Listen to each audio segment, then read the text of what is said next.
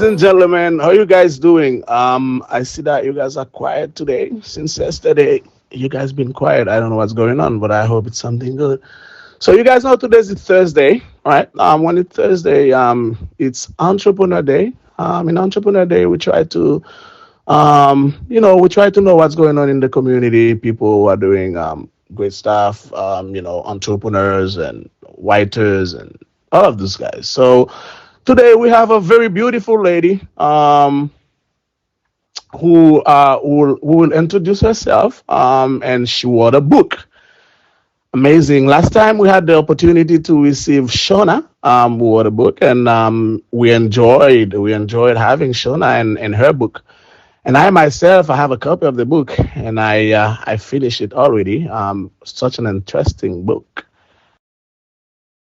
But today, we will receive a very special person in the group.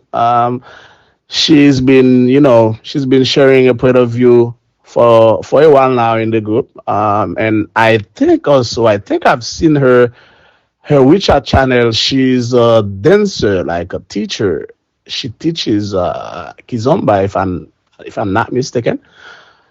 Well, you have the microphone, my friend. Introduce yourself, your name, your country, in which city you are living now, um, and then your book. What is it about?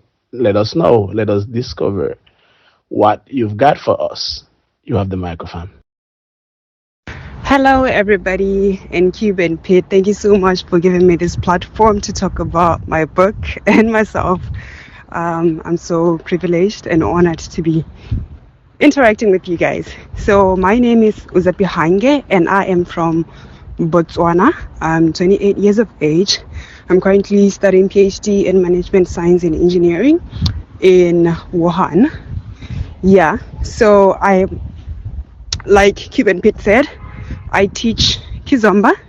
Kizomba is an African dance that originated in Angola. Yeah, so that's what I teach when I'm not doing my research. And I'm also an author. I wrote a book, Self-Love is Up There with Oxygen. So I'm going to be sharing quickly with you what the book is all about and what inspired it. So when I first started writing the book, honestly, I was in a really dark place. I found myself being depressed. I found myself being suffocated. And I had to sit down with myself and have a conversation.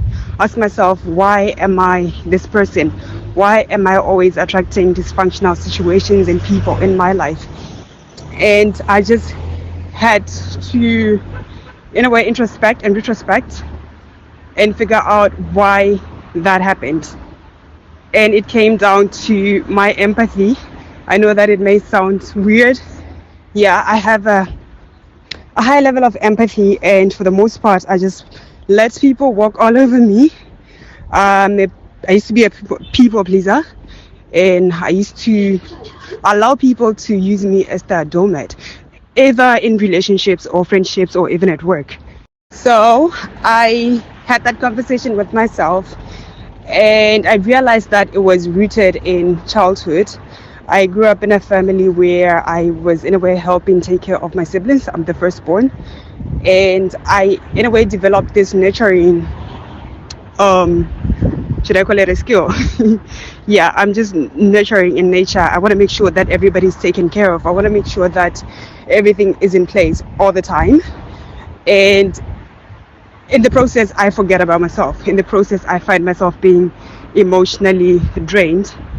So I had to, sit down and, in a way, write a note to myself.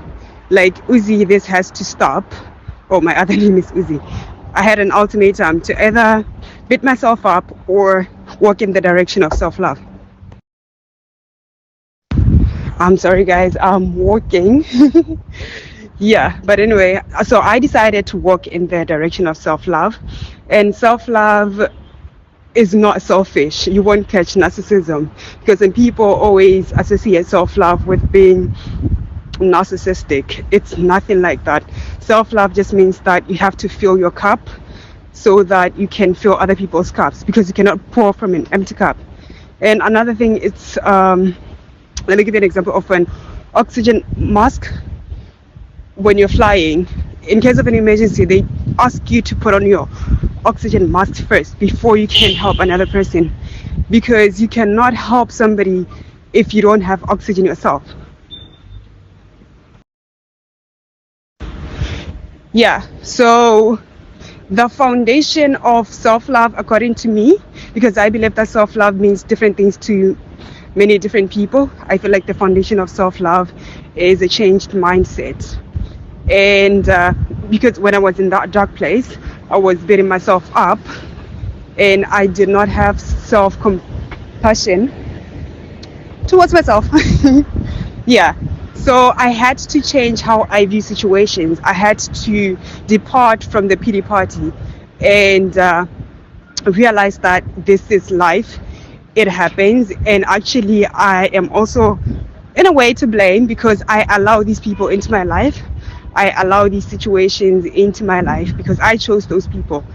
And yeah, so I one boss, what's up?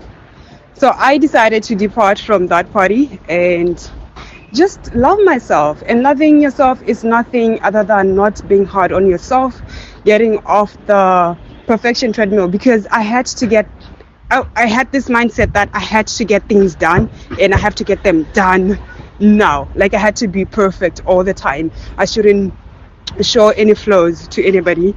And that is one thing that was really suffocating and draining, because perfect hurts. Perfect is not relatable. Perfect is too much of a burden to carry. So yes, I just had to become that person who got off the perfection treadmill. So that was it for today's episode. It was quite short, but that's the first ever episode of Candid Conversations or Candid Convo. So be on the lookout for more amazing content. I thank each one of you for tuning in. I'm gonna see you on the subsequent episodes. Special thanks to Ubuntu DNA. See you on the next episode. Cheers. Bye bye.